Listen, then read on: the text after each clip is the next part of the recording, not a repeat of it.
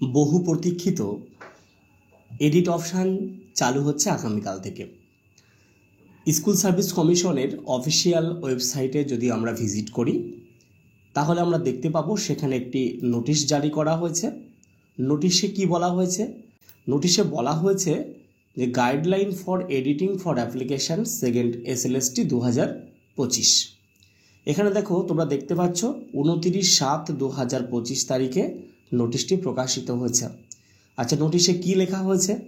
This is for information the applicants under second SLST at 2025 classes 9, 10 and 11, 12 that they will be allowed to edit their applications through online in respect of fields।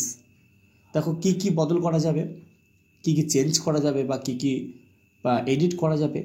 নাম, date of birth, gender, photo with signature. দেখো চারটে জিনিস, নাম, date of birth, gender, photo with signature. এই চারটে জিনিস 30 থেকে 3 তারিখ, 30/7/2025 আপ টু 3/8/2025 এই তারিখের মধ্যে তোমাদের এডিট অপশান চালু থাকবে।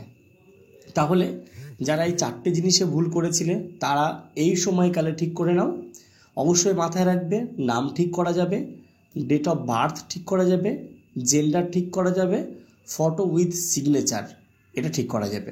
তাহলে এই চারটে অপশানে যারা ভুল করেছো তাদের এটাই শেষ সুযোগ। অনেক দিন ধরে তোমরা প্রতীক্ষা করছিলে কবে এডিট অপশান আসবে, এডিট অপশান চলে এসেছে, অবশ্যই তোমরা ঠিক করে নেবে।